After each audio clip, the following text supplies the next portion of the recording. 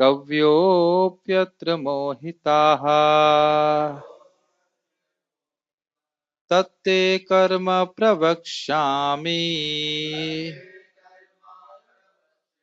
यज्ञात्वा मोक्षयसे अशुभात्। किं कर्म किम अकर्मेति कव्योऽप्यत्र मोहिताः तत्ते कर्म प्रवक्ष्यामि यज्ञात्वा मोक्षयसे अशुभात्। किम कर्म किम अकर्मेति, कर्म क्या है और अकर्म क्या है, इस संबंध में कवि भी, कवि मतलब बुद्धिमान व्यक्ति भी, अत्र मतलब इस विषय में मोहित हो जाते हैं, इनको समझ नहीं आता क्या करना है। तत्ते कर्म प्रवक्ष्यामि, वह इन इस संबंध में मैं तुमको कहूंगा, प्रवक्ष्यामि मतलब कहूं, कह रहा हूं कहना चाहिए, कहूंगा। यज्ञात उसको जान करके, मोक्ष से अशुभात, अशुभ से तुम्हारा मोक्ष हो जाएगा। कर्म क्या है और अकर्म क्या है, इसे निश्चित करने में बुद्धिमान व्यक्ति भी मोहग्रस्त हो जाते हैं। अतएव मैं तुमको बताऊंगा कि कर्म क्या है, जिसे जानकर तुम सारे अशुभ से मुक्त हो जाओगे। अब ये तो बड़ा स्पष्ट है कि कर्म करना क्या होता है, लेकिन शास्त्र के अनुसार किस प्रकार से कर्म करें कि बंधन न लगे, इस संबंध में व्यक्ति मोहित हो जाता है। इस बारे में बोलेंगे गीता भूषण टीका। क्या कर्म के संबंध में कोई शंका है? क्योंकि आप इस बात पर विशेष बल दे रहे हैं कि पूर्ववर्ती जनों का अनुसरण करते हुए ही कर्म करना चाहिए, जिन्होंने अपने पूर्ववर्ती जनों का अनुसरण किया था। एक प्रश्न समझ में आया जो लिंक बना रहे हैं। पिछले श्लोक में क्या बोला था? पूर्वे पूर्वतरः कृतम, जैसे पूरे पुराने लोगों ने किया था, पुराने लोग अर्थात विवस्वान इत्यादि ने किया था, उसी प्रकार से आप कर्म करो। और उनके कर्म करने का विशेष प्रभाव क्या हुआ था, किसी को याद है? विवस्वान आदि जो भगवान के शिष्य थे, उन्हें किस प्रकार से कर्म किया और उसका क्या भाव? माइक पे बताओ, प्रश्न कर रहा हूं, मतलब माइक पे बताइए। आपने कौन बोला, कौन बोला, कौन बोला अभी?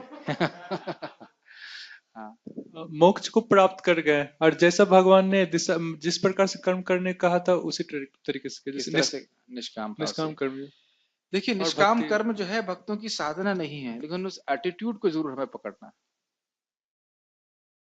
भले ही हम निष्काम कर्म योग की हमारी साधना नहीं है, लेकिन निष्काम भाव जरूर हमारा महत्वपूर्ण बात है। निष्काम भाव से भगवान की सेवा करने से ही भगवत प्रेम की प्राप्ति होती। सकाम भावना से करने से पहले निष्काम बनेगा, उसके बाद प्राप्ति होगी। सकाम भावना वाले व्यक्ति को भगवत प्रेम की प्राप्ति नहीं हो सकती तुरंत, पहले वो निष्काम होगा, निष्काम के बाद वह भगवान की प्रेम की प्राप्ति करेगा। So like that. तो ये एक भगवान बता रहे हैं कि जैसे इसमें कोई, इसमें मतलब ये बहुत गहन विषय है, किस प्रकार से कर्म करते हुए भी व्यक्ति मुक्त हो सकता है, ये बहुत गहन विषय है। इस संबंध में देखो, जैसे तुम्हारे पूर्ववर्ती राजाओं ने, पूर्ववर्ती भक्तों ने किया है, उसी के अनुसार तुम्हें चलना है। हमें लगता है कि हम कुछ भी बोलेंगे, कुछ भी देखेंगे, कुछ भी सुनेंगे और कुछ नहीं होगा, लेकिन सबका बिल आप जानते हो, हमको आगे भुगतना पड़ता है। तो इसलिए संभल के कार्य करना चाहिए, निश्चित रूप से है। भगवान मान लो जी उत्तर देते हैं कि शंका में कोई शंका है क्या, तो उसमें कह रहे हैं निश्चित रूप से है। मुक्त होने की इच्छा रखने वालों को वालों के लिए कैसे कर्म करने चाहिए, और वह ज्ञान क्या है जो कर्म के विपरीत है, अर्थात अकर्म, और उन कर्मों में निहित है। जो धीमान है वह भी इस विषय में मोहित रहते हैं और इस संबंध में यथात्म्य निर्णय नहीं कर पाते हैं। इन लाइनों को समझ लीजिए, क्या क्या डाउट है कि जो व्यक्ति मुमुक्षु भी, पिछले श्लोक में आया था ना, जो व्यक्ति मुक्ति चाहता है, जगत पे दोबारा जन्म नहीं लेना चाहिए, उसे क्या कर्म करना चाहिए। हम लोग तो देखिए भगवत गीता की चर्चा कर रहे हैं, तो इन शब्दों से कुछ हमारा परिचय भी है, लेकिन जब आप बाहर की दुनिया के लोगों से कभी कभी इंटरेक्ट कीजिए, तब हमको समझ में आएगा कि मुक्ति जैसा कोई कंसेप्ट ही नहीं है, मुक्ति जैसा शब्द भी उनकी वोकैबुलरी में नहीं है। और कदाचित वो वृद्ध हो जाते हैं, तब वो कहते हैं अब तो हम मुक्त होना चाहते हैं, एज इफ कि वृद्ध होने मात्र से व्यक्ति मुक्त हो जाता है। क्या आपने सुना है ऐसे अपने कभी परिवार वालों को कि जब वो वृद्ध हो जाते हैं कहते हैं हम तो बस अब मुक्त होना चाहते हैं, तो कि बिना मुक्त हुए, मुक्ति के कर्म किए बिना व्यक्ति थोड़ा ना मुक्त हो जाता है। मरने का अर्थ मुक्ति तो नहीं है, आप जानते हैं। तो क्या कर्म करने से हम मुक्त होंगे, ये कठिन है, ये बुद्धिमान लोगों को भी समझ में नहीं आता। तो फिर जो पूरी तरह से भौतिकता में क्या कहते हैं, प्रकृति में विलीन है, भौतिकता में लिप्त होने के उन्हें क्या समझ में आएगा, वो तो उनका गोल ही नहीं है। तो एक बात समझ में नहीं आती, क्या कर्म करने से, यानी कर्म के संबंध में क्या दिक्कत है, कर्म के संबंध में क्या शंका है, जो हम पढ़ रहे हैं यहाँ पे क्या शंका प्रस्तुत हो रही है कि वह क्या कर्म है जिसके द्वारा हम मुक्त होंगे, ये शंका है। और उसके बाद कह रहे हैं अकर्म के संबंध में क्या है कि वह ज्ञान क्या है जो कर्म के विपरीत है। जब ज्ञान अवस्था में व्यक्ति आ गया तो प्राय लोग सोचते हैं कि अब उसको कर्म करने की आवश्यकता नहीं है, उसको बोध हो गया तो अब उसको हृदय शुद्ध हो गया तो उसे कर्म करने की आवश्यकता नहीं। तो वह ज्ञान क्या है जो कर्मों में निहित है। अब इसको थोड़ा समझ लेना चाहिए। जब जब व्यक्ति निष्काम कर्म करता है तो उसका हृदय शुद्ध हो जाता है, तो उसमें उसके हृदय में आत्मज्ञान की अनुभूति होती है। मैं फिर से रिपीट करूंगा, जब व्यक्ति निष्काम कर्म करता है तो उसके हृदय में आत्मज्ञान की का आविर्भाव हो जाता है। आविर्भाव मतलब प्राकट्य हो जाता है। तो यानी कि जो आत्मज्ञान है वह निष्काम कर्म के गर्भ में स्थित रहता है, अगर ऐसा कहा जाए तो। आचार्य इस चीज को इस भाषा में बोलते हैं, जो जो आत्मज्ञान है, आत्मानुभूति है, आत्म सुख है, आत्मा का सुख है, वह निष्काम कर्म के अंदर ही रहता है। इसके उसको भी लोग नहीं समझ पाते हैं। जैसा कि अर्जुन कह रहे थे कि हम जो है अब युद्ध नहीं करेंगे, चले जाएंगे यहाँ से और हम संन्यास ले लेंगे। लेकिन वह ये नहीं समझ पा रहे थे कि निष्काम भाव से अगर वो क्षत्रिय का कर्म करते हैं तो उससे उनको आत्मज्ञान में उन्नति प्राप्त होती है। कोई पूछ रहे थे आप? इस संबंध में दो शंका यहाँ पे प्रस्तुत की जा रही है। कर्म का मतलब यहाँ पे क्रिया बोला जाए, फ्रूटिव वर्क बोला जा रहा है? कर्म का अर्थ है, देखिए सकाम कर्म से तो ज्ञान उत्पन्न नहीं होता है। यहाँ पे कर्म का अर्थ हम जो समझ रहे हैं वो यही है कि निष्काम भाव से कर्म करना चाहिए। किस प्रकार से व्यक्ति कर्म करे कि वह मुक्त हो जाए, यही बात आ रही है। बार बार यहाँ पे कर्म के संबंध में बात आ रही है, तो यही बात आ रही है कि कर्म का अर्थ निष्काम भाव से कर्म करना। इसके कंटेक्स्ट में वैसे कर्म के अलग अलग अर्थ भी होते हैं, जैसे आप बता रहे सकाम कर्म। जो धीमान है वह इस विषय में मोहित रहते हैं और उसे समझ नहीं पाते हैं। मैं सर्वेश्वर हूं, भगवान कृष्ण बोल रहे हैं, और सर्वज्ञ हूं, और मैं तुमको कर्म और अकर्म के संबंध में बताऊंगा। अकर्म का अर्थ है जो कर्म के विपरीत हो या उससे भिन्न हो, अर्थात ज्ञान, आत्मज्ञान। मैं तुम्हें कर्म के विषय में बताऊंगा और अकर्म के विषय में भी, जिसे जानकर अभ्यास करके और अनुभव करके तुम इस संसार से मुक्त हो जाओगे। तीन चीजें हैं, क्या? कर्म के विषय में जानना, उसका अभ्यास करना और अनुभव करना। आत्मज्ञान का अनुभव करके व्यक्ति मुक्त हो जाता है। एक छोटा सा प्रश्न होगा कि हम इस जगत में फंसे क्यों हुए हैं? बहुत सिंपल सा प्रश्न है, उसका सिंपल सा उत्तर दे दीजिए, माइक पे बताइए। अविद्या और अज्ञान के कारण बंधे हुए हैं, अविद्या और अपनी गलत अज्ञान पहचान है, करते हैं इसीलिए बंधे हुए गलत हैं। पहचान करते हैं। ठीक है, सही उत्तर है, लेकिन क्या? सिंपल, इच्छाओं के कारण। हमें ये चाहिए, हमें वो चाहिए, क्या है वो, सोचती और कांक्षती। ये नहीं मिला, ये नहीं मिला, और ये चाहिए, ऐसे करके हम सोच रहे हैं, और इसकी वजह से बार बार हमको जन्म प्राप्त हो रहा है। ये भौतिक इच्छाओं की बात कर रहे हैं। तो जब व्यक्ति आत्मज्ञान में आत्म तृप्त हो जाता है, भक्ति में तृप्त हो जाता है भगवान की, तो जगत की इच्छाओं से वो मुक्त हो जाता है। तो स्वाभाविक रूप से दोबारा उसको जन्म नहीं लेना पड़ेगा। ये सिंपल सा उत्तर है। तो ये बात भगवान बता रहे हैं। तात्पर्य पढ़िए अनुपम कृष्ण प्रभु। एक बात मैं बताना चाह रहा था कि प्रभुपाद जी बार बार कृष्ण भावनामृत में कर्म की बात क्यों करते हैं, क्योंकि यही हमारे लिए ज्यादा प्रैक्टिकल है और यही ज्यादा एडवांस्ड भी है। इसमें हम केवल वर्णाश्रम के कर्मों को भगवान को समर्पित नहीं कर रहे हैं, अपितु सारे कर्मों को कृष्ण को समर्पित कर रहे हैं। नहाना धोना, शरीर का ध्यान रखना, खाना पीना, सब कुछ भगवान को समर्पित कर रहे हैं। ये बातें वैसे 7वें अध्याय में 9वें अध्याय में बड़ा स्पष्ट रूप से आ जाएंगी। तो प्रभुपाद जी उसी बात को समझा रहे हैं भक्ति को लेकर के, पढ़ेगा।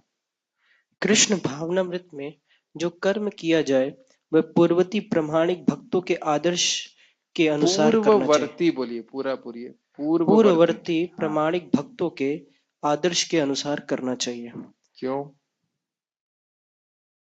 इज्जत आती। हाँ। ठीक है, हाँ वो पार कर गए वो हैं। पार कर जैसे गए। बहुत सीधी बात है, एक भक्त की बहन है, उनको अभी डेंगू हुआ, तो क्या करना है, प्लेटलेट डाउन हो गया।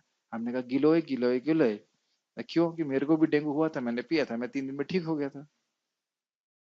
ये अनुभूत बात है ना, ऐसा तो नहीं कि कोई थ्योरी की बात है। कोई पूर्ववर्ती व्यक्ति जो है बीमार थे तो उन्हें दवा करी, उसे वो ठीक हो गए, तो हमारे जो आगे वाले लोग हैं ये भी दवा करेंगे, वो ठीक हो जाएंगे। दुनिया में यही तो कर रहे हैं हम लोग, कोई नया कार्य तो नहीं कर रहे।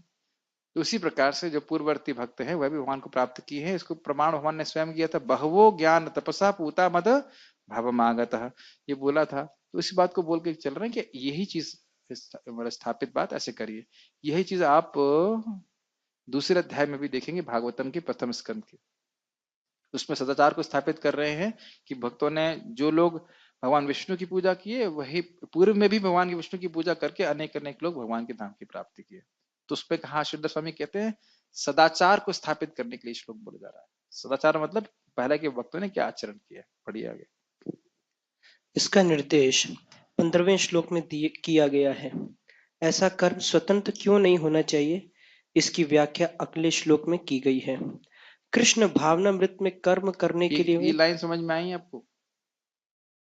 ये बहुत इंपॉर्टेंट लिंक है। देखिए, कर्म वैसे ही किया जाना चाहिए जैसे पूर्ववर्ती आचार्य ने किया। कर्म स्वतंत्र क्यों नहीं होना चाहिए? क्योंकि क्या कर्म है और क्या अकर्म है, इसके संबंध में बुद्धिमान व्यक्ति भी भ्रमित हो जाता है। तो पूर्ववर्ती आचार्यों का क्या बोलते हैं, प्रिसिडेंस बोलते हैं। हाँ, नहीं, फॉलोइंग द प्रीवियस आचार्य, तो इसका प्रिसिडेंस का मतलब होता है पहला क्या उसका उदाहरण आपको प्राप्त हो रहा है। हाँ, एग्जाम्पल्स, एग्जाम्पल सेट किए उसके अनुसार व्यक्ति को चलना चाहिए। यस। कृष्ण भावनामृत में एक कर्म, बार मुझे लग नहीं रहा कि समझ में आई बात। कर्म स्वतंत्र क्यों नहीं करना चाहिए, समझाइए। जैसा पिछले आचार्यों ने किए, मतलब हमको पता ही नहीं चलेगा हम गलत कर रहे हैं। भले, अरे मैं बुद्धिमान हूं तो।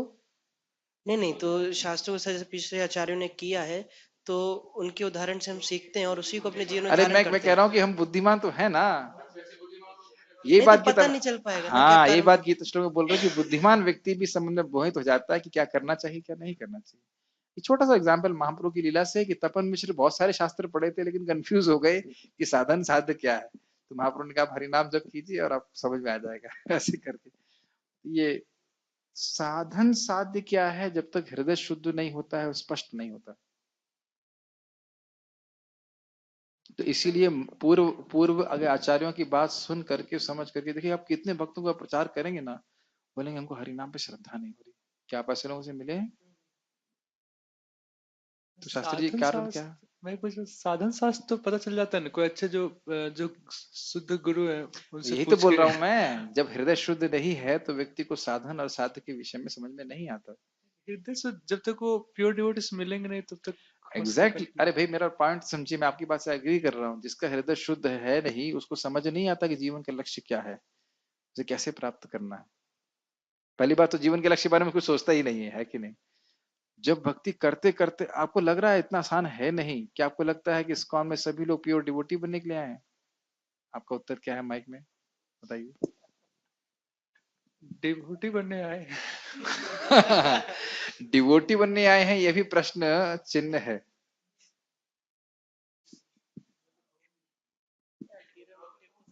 अगर वह सही भक्तों के संग में रहें तो।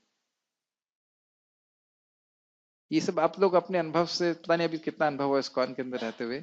इस्कॉन परफेक्ट है, प्रभुपाद जी ने प्रोसेस परफेक्ट दिया है, लेकिन क्या हम उस परफेक्ट प्रोसेस को फॉलो करना चाहते हैं? वह हर व्यक्ति को प्रश्न लगाना पड़ेगा।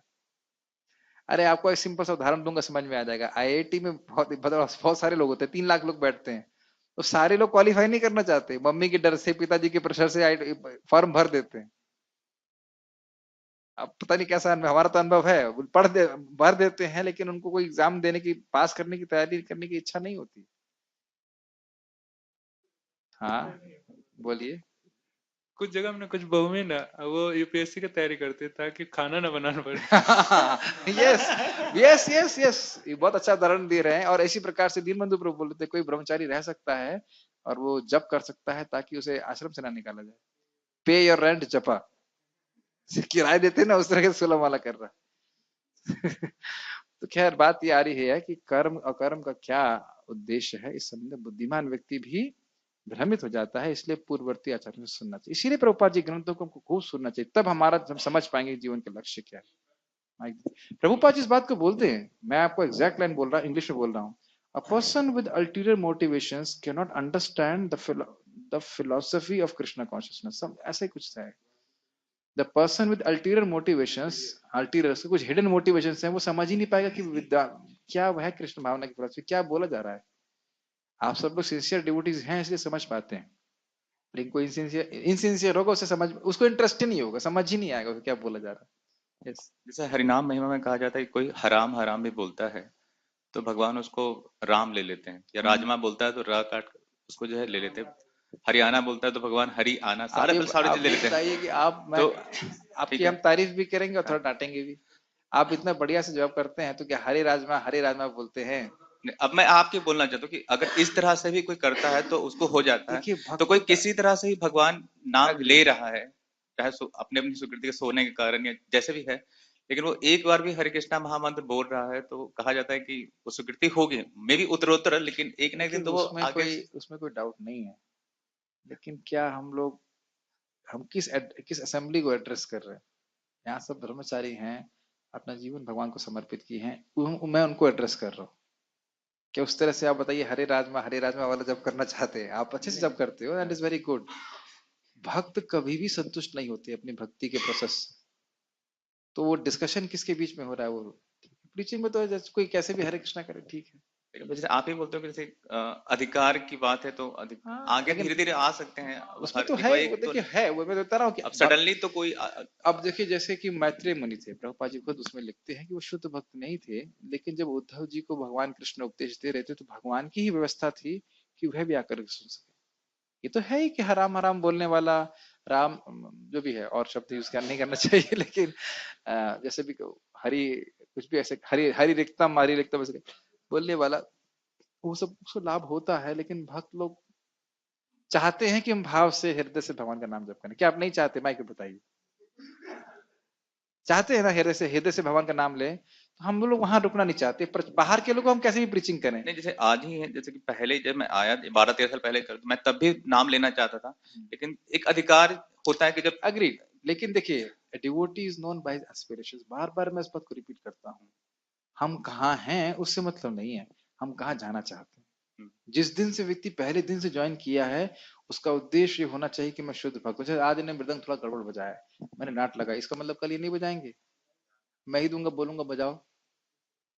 अब इनका क्या ये उद्देश्य है, नहीं कल खराब बना था आज और खराब बजाऊंगा, ये तो ना है।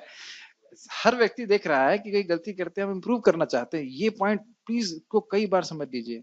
इससे कोई फर्क नहीं पड़ता कि हम कहाँ हैं, फर्क इस बात पे पड़ता है कि हम कहाँ जाना चाहते हैं। ये लक्ष्य क्या है, ये बहुत इंपॉर्टेंट है। शुद्ध भक्ति मतलब वो भक्त हृदय में शुद्ध नहीं है, लेकिन उसकी इच्छा कृष्ण जब भक्ति कर रहा है तब वह कृष्ण को केवल संतुष्ट करना चाहता है, ये उसकी इच्छा के भक्त बता रहे थे कि वो सोना नहीं चाहते हैं भक्त जपा में, है। लेकिन फिर भी वो सो जाते हैं। अब क्या करें, वो हाँ, इच्छा तो होती है कि वो भी अच्छा से उसको जपा करें। मदद उसको मिलेगी, भगवान उसको भक्तों को संग देंगे। उनकी भी कि वो करना बस चाहते हम हैं। खाली बात ही कर रहे थे कि साधन साध्य का निर्णय करने के लिए व्यक्ति का हृदय अब जब मैं बोल रहा हूँ निर्णय मतलब उसको भी समझ में आ गया, मैं इसकी बात कहना चाहता हूँ। उसके लिए उसे पूर्ववर्ती आचार्य से प्रभु जी बता रहे थे, भक्तों से सुनना पड़ेगा तब उसको समझ में आएगा, कई बार सुनने के बाद समझ में आएगा। That goal of life is love of Krishna. आगे पढ़िए।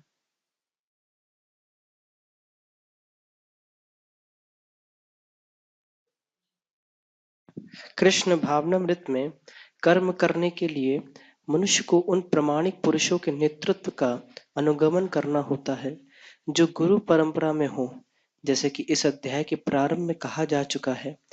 कृष्ण भावनामृत पद्धति का उपदेश सर्वप्रथम सूर्यदेव को दिया गया, जिन्होंने इसे अपने पुत्र मनु से कहा। मनु ने इसे अपने पुत्र इक्ष्वाकु से कहा और यह पद्धति तब से इस पृथ्वी पर चली आ रही है। एक विनोद की बात है, आज हम एक बड़े अधिकारी से मिले थे, तो इनका ये मत था कि भगवान कृष्ण ने ये गीता नहीं बोली है, ये नहीं लिखी है। फिर मैंने उनसे पूछा भाई आप कहाँ तक पढ़ाई की, फिजिक्स पढ़े हैं? तो हाँ बीएससी तक पढ़ा हूँ। तो F equals to M A पढ़े हैं फिजिक्स में, न्यूटन लॉ? हाँ पढ़ा हूँ। तो ये कैसे मालूम चला कि न्यूटन ने लिख दिया है इसको? तो बोला उसको रिकॉर्ड रखा गया है। तो वो मेरी बात सुन ही नहीं रहे थे, लेकिन जिस प्रकार से ये रिकॉर्ड रखा गया है कि F is to M Newton ने दिया है, आप न्यूटन से नहीं मिले हो तो आप विश्वास ही तो कर रहे हो। तो फिर आप ये क्यों नहीं विश्वास कर सकते? जिस प्रकार से 500 साल मान लीजिए, मुझे पता नहीं कितने साल पहले न्यूटन साहब आए, 500 साल का रिकॉर्ड रखा जा सकता है, तो 5000 साल का रिकॉर्ड नहीं रखा जा सकता? जो भी है, मैं कह रहा हूं 300 साल का 400 साल का रिकॉर्ड रखा जा सकता है, तो क्या 5000 साल का रिकॉर्ड नहीं रखा जा सकता? और अभी देखिए प्रोसेस सेम है। न्यूटन की थ्योरी या जो भी थ्योरम से उसको बचाए रखने का तरीका क्या है? परंपरा, गुरु शिष्य परंपरा। ये बात समझ में आ रही है? उसी प्रकार से भगवत गीता का ज्ञान को गुरु शिष्य परंपरा के द्वारा भगवान की व्यवस्था से रखा गया है, और आप दोनों ही सिचुएशंस में श्रद्धा ही रख रहे हो। अब एक दिक्कत ये है कि भगवत गीता के संबंध में जो ज्ञान उनको प्राप्त है वो बिल्कुल गलत परंपरा से प्राप्त है, इधर उधर से सुन करके प्राप्त है। तो आज मुझे मालूम महसूस हो रहा था कि कितने तथाकथित बुद्धिमान लोगों की भी कितनी गलत भ्रांति है भगवान के संबंध में, इसलिए समझ नहीं पाते वो लोग इस प्रकार से भगवान को। पढ़िए, परंपरा में ही समझ सकता है। यस। अतः परंपरा के पूर्ववर्ती अधिकारियों के पद चिन्हों का अनुसरण करना आवश्यक है, अन्यथा बुद्धिमान से बुद्धिमान मनुष्य भी कृष्ण भावनामृत के आदर्श कर्म के विषय में मोहग्रस्त हो जाते हैं। ये लाइन समझाइए आप, क्या मोह हो जाता है उन लोग? जो वो कर रहे हैं कृष्ण सही कर रहे हैं। भावनामृत के आदर्श कर्म के विषय में मोहग्रस्त हो जाते हैं, क्या मतलब इसका? कृष्ण भावनामृत का आदर्श कर्म क्या है, इसका मतलब क्या होता है? आदर्श कर्म क्या है? कृष्ण भावना का आदर्श क्या है? स्टैंडर्ड क्या है? What is the standard of Krishna consciousness? Mic पे बोलिए, सब लोग भूल गए लगता है। यस। हर कर्म को भगवान को अर्पित करना, खाना, उठना, सोना, जो भी हमारे कर्म है। Not wrong but not complete. अन अन अन अनअभिलाषिता शून्यम ज्ञान कर्म अनादिव्रता अनुकूले अनुकूल ना कृष्णानुशीलनम भक्ति उत्तम। अन्य अभिलाषों से रहित होकर कृष्ण को प्रसन्न करने की भावना से मन वचन बाण शरीर से कुछ भगवान के लिए करना, उसका अभ्यास करना, तो ये है आदर्श। तो इसके संबंध में मोहग्रस्त हो जाते हैं, उनको समझ में नहीं आता कि भक्त क्यों कर रहा है। मैं फिर आपको उदाहरण दूंगा कि जैसे हमारे फार्म में गांव वाले क्या सोच रहे हैं, जैसे और लोग गपचने के लिए आए तो वो बोल रहे हैं ईस्ट इंडिया कंपनी वाले हो, गपचने आए हो, ये हो। उसको बोलो भाई, तो समझ में नहीं आ रहा, हम केवल गाय और भगवान के लिए कुछ उगाना चाहते हैं, सीधी बात, भक्तों के लिए कुछ उगाना चाहते हैं, ये उनके दिमाग में नहीं घुसेगा। तो बाहर के लोग जो है वही सोचेंगे कि भक्त भी इसी प्रकार से अपने कुछ भोग के लिए कुछ इकट्ठा करना चाहते हैं, ये समझ में नहीं आएगा उनको, क्या किया जा सकता है? पढ़िए। इसलिए भगवान ने स्वयं ही अर्जुन को कृष्ण भावनामृत का उपदेश देने का निश्चय किया। एक छोटा सा पॉइंट और भी, जब अर्जुन युद्ध कर रहे हैं और दुर्योधन युद्ध कर रहे हैं, मान लो कोई युद्ध करते हुए देखिए, उनको वीडियो बनाए, तो ये मालूम चल जाएगा कि कौन व्यक्ति कम एंथुसियास्टिक है। दोनों ही एंथुसियास्टिक है, अर्जुन भी एंथुसियास्टिक लड़ रहे हैं और दुर्योधन भी लड़ रहे हैं, लेकिन मोटिवेशन में कितना अंतर है। तो बाहर से व्यक्ति मोहित हो जाएगा, और लोग बोलते भी इस संबंध में, कृष्ण ने तो युद्ध कराया, कर्ण बहुत अच्छा व्यक्ति था, ये था वो था, तो ये लोग मोहित हो जाते हैं कि भक्तों का भाव क्या होता है। पढ़िएगा। अर्जुन को साक्षात भगवान ने शिक्षा दी, अतः जो भी अर्जुन के पद चिन्हों पर चलेगा वह कभी मोहग्रस्त नहीं होगा। बहुत सुंदर एक बात कहना चाहता हूँ, चैतन्य चरण प्रभु ने बहुत अच्छी बात बोली। वो कह रहे थे कि जैसे अंधकार एक कुप अंधकार है, तो आप अपने फोन से उस पूरे अंधकार को नष्ट कर सकते हो? जो फोन की टॉर्च लाइट है, क्या उससे पूरे अंधकार को नष्ट कर सकते हैं? नहीं कर सकते। लेकिन जो थोड़ा अंधकार नष्ट कर सकते हैं वो उतना उतना पर्याप्त होगा कि आपको अपना अगला स्टेप दिख जाता है। बहुत ही गंभीर लाइन उन्होंने बोली, ये तो उन्हें उदाहरण दिया। शिक्षा क्या है, कभी कभी हमें जीवन में समझ में नहीं आएगा कि हमें करना क्या है, लेकिन एक हमारा गाइडिंग प्रिंसिपल है, पूरा अंधकार है कि क्या करना है, कि मैं कृष्ण का नित्य दास हूं और इस समय मैं इस परिस्थिति में कृष्ण की सेवा कैसे कर सकता हूं, बस ये देखो। बहुत अच्छी बात है, बहुत गंभीर बात है ना। महाराज एक बार बता रहे थे कि कभी कभी जैसे भीष्म पितामह के केस में कभी कभी हाथ भी नहीं हिला सकता, ऐसी स्थिति भक्त की आ जाती है। मेरे को इसी जगह में यहीं पे लेटा हुआ था, मैं डेंगू था, तो डेंगू में आप ऐसा इतनी हालत खराब हो जाती है कि आप अपना हाथ भी नहीं उठा सकते, बोलने की तो बात छोड़ी। ऐसी भी स्थिति भक्त की आ जाती है, जवानी में भी आ सकती है, ऐसा नहीं कि कोई वृद्धावस्था में ही आए। लेकिन गाइडिंग प्रिंसिपल क्या है कि भगवान कृष्ण, गाइडिंग मतलब समझते हैं इसका अर्थ, गाइडिंग प्रिंसिपल यही है, लाइट प्रिंसिपल यही, लाइटनिंग प्रिंसिपल यही कि हम भगवान कृष्ण के दास हैं और कृष्ण भाव को स्वीकार करते हैं तो उसको हम कोई भी रूप में सेवा कर सकते हैं। जैसे विभु चैतन्य प्रभु के बारे में आपने सुना होगा कि वो एकदम वृद्ध हो गए तो जो भगवान की माला उसे खोल के फिर से माला बनाते थे, ऐसे करके। मुझे पता नहीं क्यों, लेकिन to make it like that. तो भगवान को उनके भक्तों को कुछ गिफ्ट, उसके कुछ गिफ्ट बना करके भक्तों को जो उनके रूम पे आते थे उनको दिया करते थे। ये कहने का अर्थ बहुत अच्छा बात है कि हम मोह से पूरी तरह दूर रहेंगे अगर हम ये विश्वास करके भगवान की सेवा में लगे रहें कि मैं भगवान का नित्य सेवक हूँ। यस। कहा जाता है कि अपूर्ण प्रायोगिक ज्ञान के द्वारा धर्म पथ का निर्णय नहीं किया जा क्या सकता। मतलब है इसका? अपूर्ण प्रायोगिक मीन्स इनकम्प्लीट एक्सपेरिमेंटल नॉलेज। अपनी इंद्रियों के द्वारा जो प्राप्त ज्ञान है उसके द्वारा धर्म पथ का निर्णय नहीं किया जा सकता। वस्तुतः धर्म को केवल भगवान जैसे ही एग्जाम्पल देता हूँ, इन्हें पूछा था, कृष्णा प्रभु पूछ रहे थे, कह रहे कि एक चोर जो है चोरी करना चाहता है और एक जो है जो धनवान है वो अपना पैसा बचाना चाहता है, तो भगवान किसका पक्ष लेंगे? क्या उत्तर है? इसकी इच्छा तीव्र होगी। देखिए अब देखो कितना कितना कठिन आ रहा है ना। अगर भगवान के हम मान लीजिए एडवाइजर होते कि भगवान क्या करना है, तो बड़े हम कठिनाई में पड़ जाते। ये उत्तर थोड़ा मुश्किल है। पैसे बचाना अच्छी बात है और चोरी करना गलत बात है, ये सब उत्तर आ रहे हैं। देखिए अब यही हो गया अपूर्ण प्रायोगिक ज्ञान। इसका उत्तर दीजिए।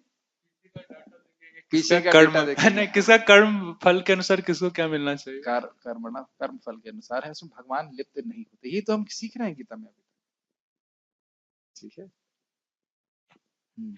वस्तुतः धर्म को केवल भगवान ही निश्चित कर सकते हैं। धर्मम तो साक्षात भगवत प्रणीतम। यस।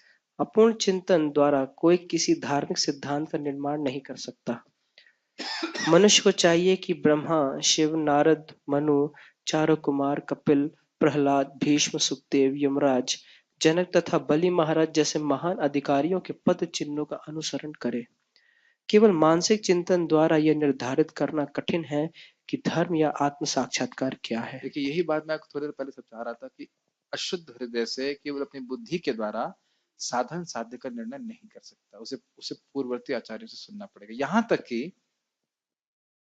क्या नाम है उनका, ये बहुत बड़े स्कॉलर थे, महाप्रभु ने उनको हराया था, क्या नाम था उनका? प्रकाशानंद सरस्वती। हैं? केशव भारती या प्रकाशानंद? नहीं, केशव भारती तो उनके गुरु थे। नहीं, केशव भारती। प्रकाशानंद सरस्वती नहीं, केशव कश्मीरी नहीं, एक और थे। और सार्वभौम भट्टाचार्य, वह उनको भी, जो कितने बड़े शास्त्र के पंडित थे, वह भी महाप्रभु से पूछते हैं कि सर्वश्रेष्ठ साधन क्या है, तो उन्होंने बताया भगवान का नाम जप करना, कीर्तन करना। तो ऐसे व्यक्ति को भी, इतने शास्त्र के व्यक्ति को भी भगवान से, गुरु से सुनने की आवश्यकता है। पढ़िए। अतः भगवान अपने भक्तों पर अहतुकी कृपावश मैं एक चीज और बोलना चाहता हूँ, जो मैंने कल ही पढ़ा था कि देखिए भगवान कितने मधुर हैं, भगवान कितने ऐश्वर्यशाली हैं, इसका प्रकटीकरण केवल कृष्ण अपने शुद्ध भक्तों को ही करते हैं। केवल बुद्धि के द्वारा इसका निर्णय हम नहीं कर सकते। गिरिराज जी को आप भी देखते हैं, गिरिराज जी को रघुनाथ, हम सभी देखते हैं, और रघुनाथ दास गोस्वामी भी देखते थे। लेकिन रघुनाथ दास गोस्वामी को जो अनुभव कृष्ण दे रहे हैं वह उनकी भक्ति के कारण है। तो उनके अनुभव हमको प्राप्त करने होंगे कि उन्हें दिव्य साक्षात्कार प्राप्त है। क्या मेरी बातें समझ रहे हो? जैसे प्रभुपाद जी ने सिंपल, हमारा जो श्रद्धा है क्या है, प्रभुपाद जी ने कहा तुम्हारी कोई भी समस्या हो तुम कृष्ण बलराम जी के पास जाओ और बोलो भगवान ये मेरी समस्या है। तो प्रभुपाद जी का साक्षात्कार है, वो भगवान से बात कर सकते हैं। हम उनकी श्रद्धा पर श्रद्धा रख, उनकी वाणी पे श्रद्धा रख करके भगवान से प्रार्थना कर सकते हैं। समझ रहे? जैसे कि प्रताप रुद्र को सार्वभौम भट्टाचार्य जी ने कहा कि चैतन्य महाप्रभु भगवान है, और फिर आगे जाकर के उन्हें उस श्रद्धा से महाप्रभु को स्वीकार किया। बाद में भगवान ने यह उनको रिवील भी किया, प्रकट भी किया कि वह किस प्रकार से भगवान है, किस प्रकार से जगन्नाथ जी से अभिन्न है। मैं लीला अभी नहीं बता रहा हूं, आप लोग उसको पढ़ लीजिएगा। तो हम खाली कह रहे हैं कि गुरु की अनुभव और गुरु की वाणी को सुन करके व्यक्ति श्रद्धा करे, आस्तिक की श्रद्धा, शास्त्रीय श्रद्धा के अनुसार कार्य करेगा तो भगवान को समझ सकता है। पढ़िए। अतः भगवान अपने भक्तों पर अहेतुकी कृपावश स्वयं ही अर्जुन को बता रहे हैं कि कर्म क्या है और अकर्म क्या है। केवल कृष्ण भावनामृत में किया गया कर्म ही मनुष्य को भव बंधन से उबार सकता है। आगे की चर्चा हम कल करेंगे। श्रीमद् भगवद गीता की जय। श्री प्रभुपाद।